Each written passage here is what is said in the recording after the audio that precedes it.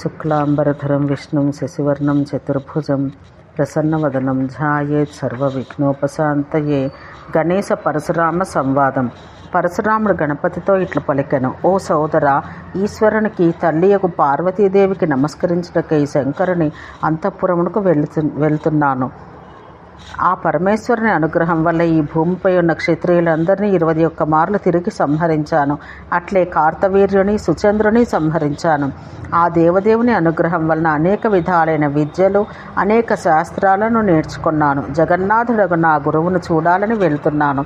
అతడు సగుణ స్వరూపుడు, నిర్గుణ స్వరూపుడు, భక్తులను అనుగ్రహించుటకై మూర్తిని ధరించినవాడు, సత్యస్వరూపుడు, పరబ్రహ్మ రూపుడు, జ్యోతిస్వరూపుడు, సనాతనుడు, స్వేచ్ఛామయుడు, కరుణాసముద్రుడు, దీనబంధుడు, ఆత్మారాముడు, పూర్ణకాముడు, వ్యక్తావ్యక్తుడు, పరాత్పరుడు, పురాణ రూపుడు, పరమాత్ముడు, ఈశ్వరుడు, ఆద్యంతరహితుడు, అవ్యయుడు, సమస్త మంగళాలకు కారణభూతుడు, సమస్త శుభాలు కలిగించువాడు, సమస్త ఐశ్వర్యాలు ఇచ్చేవాడు, అల్పసంతోషి, శరణు కోరిన వారిపై దయగలవాడు, భక్తులకు అభయమిచ్చేవాడు, భక్తులపై దయగలవాడు, అట్టి నా గురువును చూడడానికి వెళ్తున్నానని పరశురాముడు పలికెను. పరశురాముడు ఈ విధంగా గణపతితో పలికి ఊరకుండెను. అప్పుడు గణనాథుడు మధురంగా ఇట్లు మాట్లాడసాగెను: ఓ సోదరా, క్షణకాలమాగము, నా మాటలు శ్రద్ధగా వినుము. రహస్య స్థలమందు భార్యతో ఉన్న పురుషుని చూడకూడదు. రహస్య స్థలమందున్న స్త్రీ పురుషులను చూసి వారి కామకేలికి భంగం కలిగించిన దుష్టుడు కాలసూత్రమన నరకానికి వెళ్ళను. అతడు ఆ నరకమందు సూర్యచంద్రులు ఉన్నంత వరకు ఉండును. ఓ బ్రాహ్మణ, విజ్ఞానవంతుడు తండ్రిని గురువును రహస్య స్థలాన సురతమునందు ఉండగా చూడకూడదు. ఉద్దేశం లేకుండానో కోపంతోనో సురతమునందున్న పురుషుని చూస్తే అతడు 7 జన్మల్లోనూ భార్యావిహీనుడగును. పరస్త్రీ యొక్క పిరుతులను, వక్షస్థలాన్ని, ముఖాన్ని చూసిన పురుషుడు తప్పక అధోగతిని పొందుదురు. పై విధంగా గణపతి పలికిన మాటలు విన్న పరశురాముడు అధిక కోపంతో నిష్ఠూరంగా వెక్కిరిస్తూ ఇట్లు పలికెను: ఓ గణపతి, నీవు మిక్కిలి గొప్పవాడైన నీతివాక్యాలు పలుకుతున్నావు. ఇట్టి మాటలు నేను ఇప్పుడు నా గురువుకు పరమేశ్వరుని నోట వినలేదు. నీవు చెప్పిన విషయం మోహవికారం గల కాముకులకు సంబంధించింది. మోహవికారం లేని శిశువుకు నీవు చెప్పిన దోషం అంటదు. నేను పరమేశ్వరుని యొక్క అంతఃపురంలోనికి వెళ్తున్నాను. బాలకుడవగు నీకు దీన్ని గురించిన మీమాంస అనవసరం.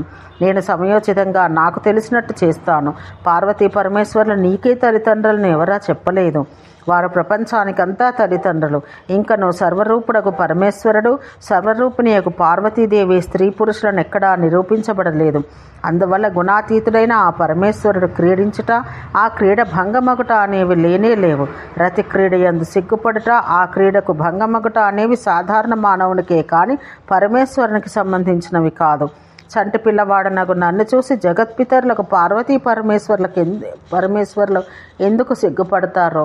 ఓ గణపతి, సిగ్గుకు సిగ్గుండునా, అగ్ని తాపాన్ని పొందునా, శీతము శైత్యాన్ని, వేసవికాలం దప్పికను, భయమును పొందునా, అట్లే మృత్యువు నుండి మృత్యువు భయపడునా, జ్వరమును, వ్యాధి ఆ వ్యాధిని పోగొట్టునా, సంహారం చేయువాన్ని చూసి సంహారకారకుడు, కాలపురుషుని చూసి కాలపురుషుడు భయపడునా, నీ అభిమతాన్ని అనుసరించి సృష్టికారకుని సృష్టించునా, లోకరక్షకుడు తన్ను రక్షించుకొనునా, ఆకలిని, దప్పికను, నిద్రను, శోభను, శాంతిని, పుష్టిని, తుష్టిని, క్షమను పొందునా.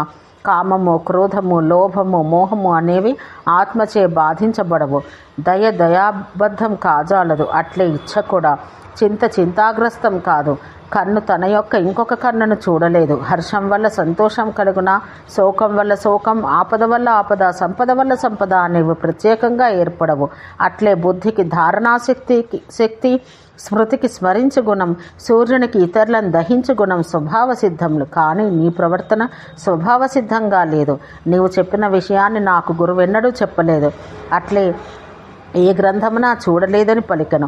పరశురాముడు ఈ విధంగా నవ్వుతూ పలికి శంకరుని అంతఃపురంలోనికి తొందరగా వెళ్ళబోయెను. భార్గవరాముని పలుకులు విన్న గణపతి క్రోధం లేనివాడు, శుద్ధసత్వ స్వరూపుడు కావున పరశురామునితో ఇట్లు పలికెను: ఓ పరశురామ, జ్ఞానం కల తండ్రి వల్ల లేక సోదరుని వల్ల అదృష్టం కల అజ్ఞాని జ్ఞానమును పొందును. నీవు జ్ఞానులకు సహితం లభించిన విశిష్ట జ్ఞానం పొందినట్టు వింటిని. అయినను తెలివి తక్కువ గల నా యొక్క విన్నపాన్ని సహితం కొంత వినమని వేడుకొనెను. నిర్గుణుడకు పరబ్రహ్మ నిర్లిప్తుడుగా ఉండును. అతనికి శక్తి యొక్క తోడ్పాటు అక్కర్లేదు.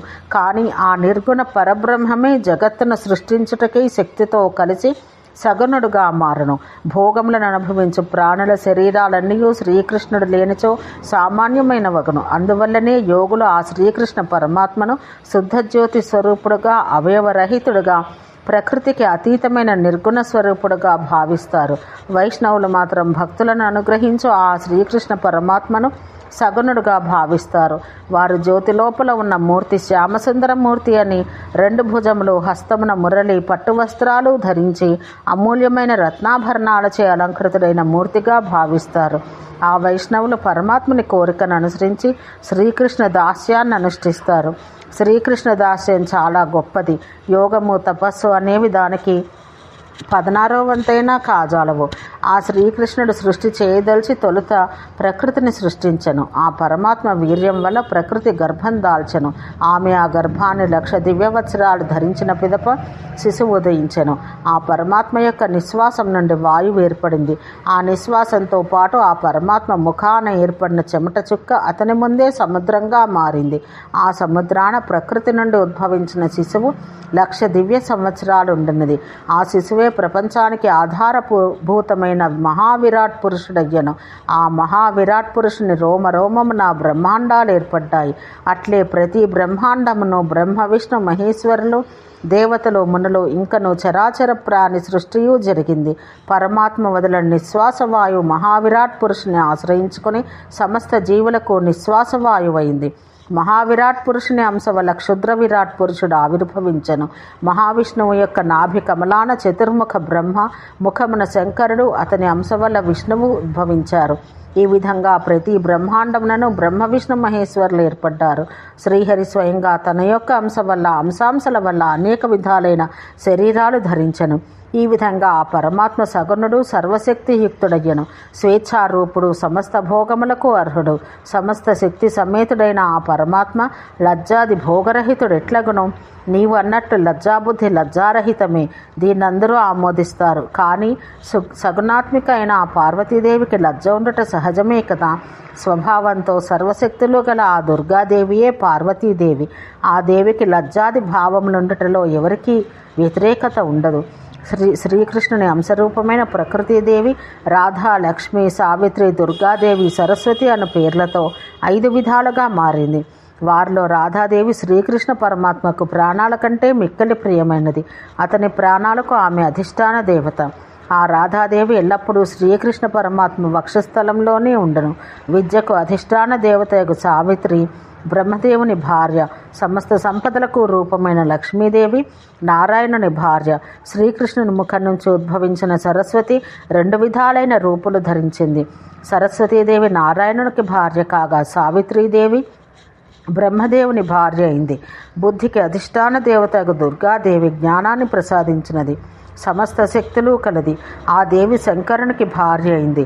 అట్టి పార్వతీదేవికి లజ్జ ఎందుకు ఉండదని గణపతి పరశురామునితో పలికెను. ఓ సోదరా, ఈ విధంగా గోలోకాన ప్రకృతి 5 విధాలుగా మారింది. పైన పేర్కొన్న స్త్రీలు ప్రకృతి యొక్క ప్రధాన అంశాలు. ఇంకను ఆ ప్రకృతి యొక్క అంశాంశాల వల్ల అనేక స్త్రీ మూర్తులు ఉద్భవించారు. భార్గవరామ, బ్రహ్మాండాలకు ఊర్ధ్వభాగాన ఉన్నది వైకుంఠలోకం. అది ప్రాకృతిక లయమందును నశింపనిది. అక్కడ శ్రీకృష్ణుని అర్ధాంశమగు నారాయణుడుండును. అతడు 4 భుజములు కలవాడు, వనమాల ధరించినవాడు, లక్ష్మీదేవితో కలిసి పీత వస్త్రాలు ధరించి ఉండును. గోలోకాన ద్విభుజుడగు శ్రీకృష్ణుడుండును. అతడు శ్యామసుందరమూర్తి కలవాడు. అతడు ఎల్లప్పుడూ మురళీహస్తుడై రాధాదేవి యొక్క వక్షస్థలాన ఉండును. అతడు గొల్లవాని వేషాన గోవులు, గోపికలు, గోపాలురు వెంట ఉండగా గోలోకాన ఉండును. ప్రకృతి కంటే విశిష్టుడైన ఆ శ్రీకృష్ణ పరమాత్మయే సంపూర్ణంగా పరిపూర్ణుడు, స్వేచ్ఛారూపి, స్వతంత్రుడు, పరమానంద స్వరూపుడు, నిర్గుణుడు కూడా. దేవతలందరూ ఆ శ్రీకృష్ణ పరమాత్మ యొక్క అంశాంశాల వల్ల పుట్టినవారు. మహావిరాట్ పురుషుడు ఆ పరమాత్మ యొక్క 16వ అంశ.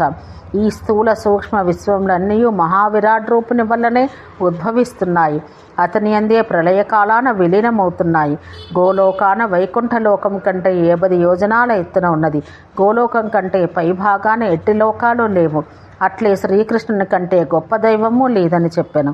భార్గవరామ, దీన్నంతయు నేను శంకరుని వలనే నేర్చుకుంటాను. శంకరుడు సురతోన్ముఖుడై ఉన్నందువల్ల శంకరుని అంతఃపురంలోనికి వెళ్ళక క్షణకాలం ఉండమని కోరెను. ఓం శాంతి శాంతి శాంతి.